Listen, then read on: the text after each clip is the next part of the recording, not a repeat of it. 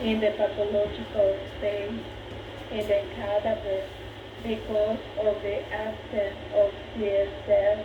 The arachnoid falls away from the inner surface at the dura and lies loosely on the spinal cord. The arachnoid is separated from the pia mater on the surface of the spinal cord by the subarachnoid space containing CSF. Delicate strands of connective tissue, the arachnoid trabeculae, span the subarachnoid space connecting the arachnoid and pia. The pia mater. The pia mater, the innermost covering membrane of the spinal cord, consists of flattened cells with long, equally flattened process that closely follows all the surface features of the spinal cord. Pia also directly covers the roots of the spinal nerve and the spinal blood vessel inferior to the medullary cone. The pia continues at the terminal filum. The spinal cord is suspended in the dural sac by the tubes, the denticulated ligament on each side, the L denticulus A, small tooth. These ligaments are lateral extensions from the lateral surfaces of the pia midway between the dorsal and ventral nerve roots. The 20 to 22 processes shape much like shark's teeth attached to the inner surface of the dural sac. The uppermost part of the denticulate ligament attaches to the occipital dura immediately inside the foramen magnum, and the lowermost part spans between the T12 and L1 nerve roots. The subarachnoid space. The subarachnoid space is between the arachnoid and pia mater and is filled with CSF. The enlargement of the subarachnoid space is the dural sac. Caudal to the medullary cone containing the cauda equina is the lumbar cistern.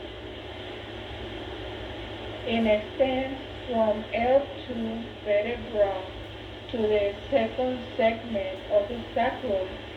Dural root sleeves enclosing the spinal nerves, roots in extensions of the subarachnoid space protrude from the sides of the lumbar cisterna. Take a look in your atlas. The spinal cord dorsal and ventral roots along with the spinal nerves. And also the spinal cord with its meninges, right, the membranes, and the inferior end of the dural sac. Right. Let us continue with the chapter 4 a little bit later.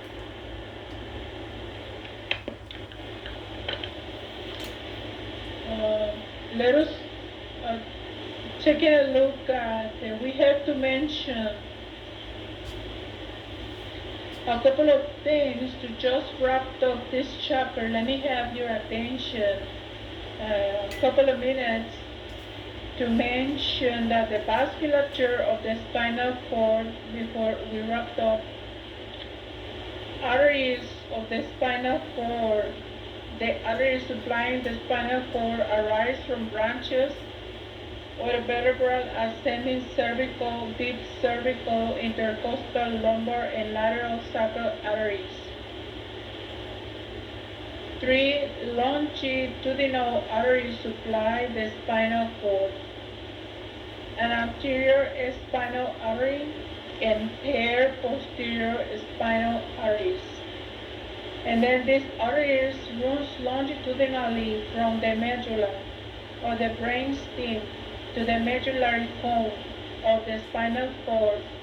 The anterior spinal artery, formed by the union of branches of the vertebral arteries, runs inferiorly in the anteromedian fissure, the ventromedian fissure. The sulcal or central arteries arise from the artery and enter the spinal cord throughout the anteromedian fissure. The sulcal arteries supply approximately two-thirds of the cross-sectional areas of the spinal cord.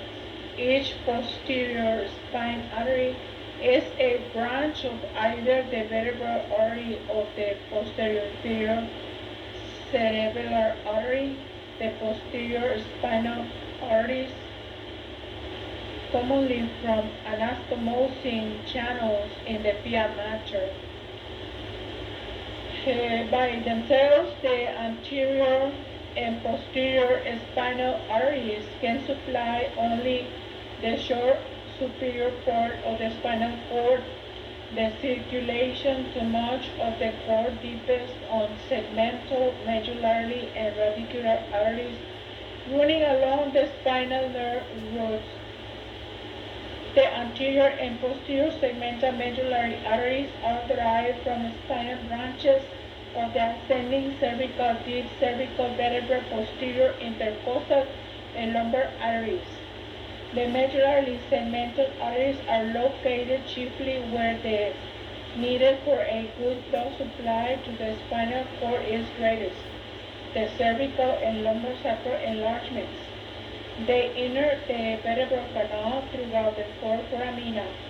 The great anterior segmental medullary artery, which is also known as medullary artery of Adam-Kies-Weeks.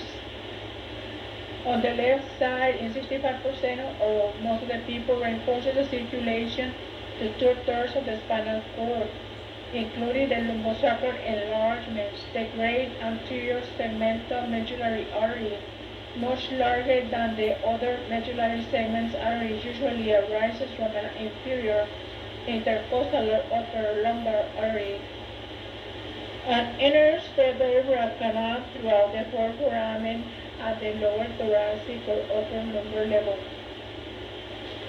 The dorsal and ventral roots of the spinal nerve and their coverings are supplied by dorsal and ventral radicular arteries that run along the nerve roots. Most spinal nerve roots and proximal spinal nerve and roots are accompanied by radicular arteries that do not reach the posterior, anterior, or spinal arteries.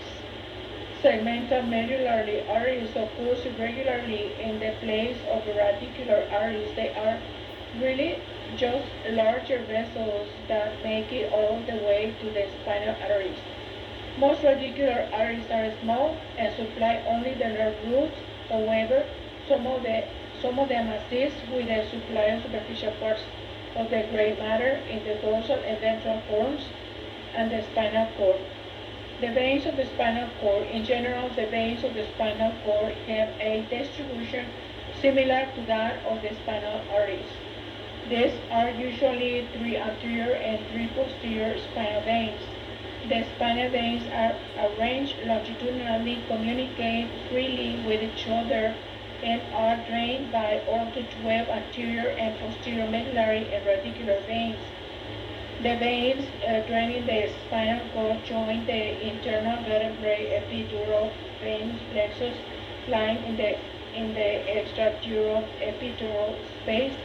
The internal vertebral venous plexus passes posteriorly throughout the foramen magnus to communicate with dural sinuses and vertebral veins in the skull.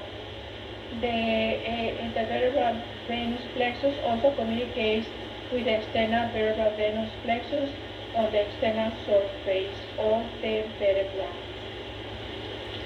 And with this, we finish the chapter 4, take a look very closely in your atlas, everything related with arteries, veins, lymphatics, all the spinal cord, nerves, innervations, anastomosis, and let us continue and get into the fifth chapter, which is the lower limb, in the next session. Thank you very much for your attention and your extra time. Bye.